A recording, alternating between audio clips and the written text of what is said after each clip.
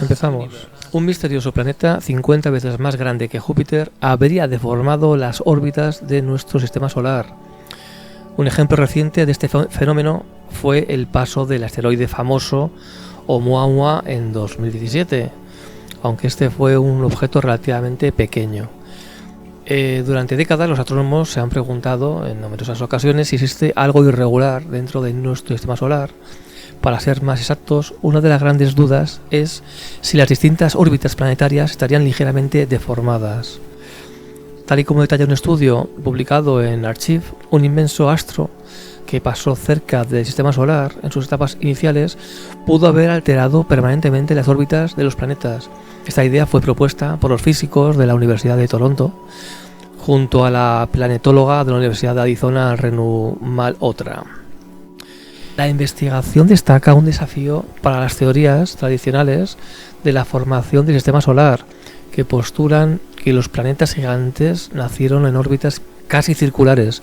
En concreto, los expertos sugieren que este objeto masivo tendría entre 2 y 50 veces la masa de Júpiter, el cual habría desviado esas órbitas hacia las que hay actualmente.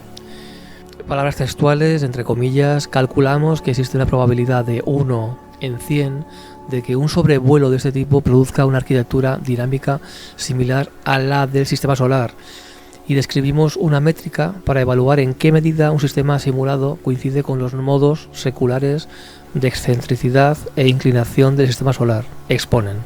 Cierro comillas. Un ejemplo reciente de este fenómeno fue el paso del asteroide Oumuamua en el 2017, aunque este fue un objeto relativamente pequeño. Por ello, si tenemos en cuenta un astro mucho más grande, su interacción con nuestro sistema solar podría haber significado un impacto.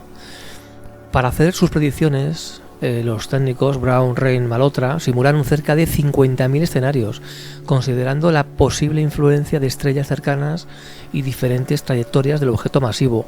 En uno de estos modelos, un cuerpo con unas 8 masas de Júpiter se acercaba a la órbita de Marte a una velocidad de 2,69 km/s, lo que habría causado desplazamientos en las órbitas planetarias, aunque sin expulsar por completo a ningún planeta. Y nada más por ahora, dejamos el enlace de la noticia en la descripción del vídeo y espero que os guste las animaciones que he ido introduciendo, que lógicamente no son las imágenes reales de la noticia, ¿vale? Nos vemos pronto en Mask Universe.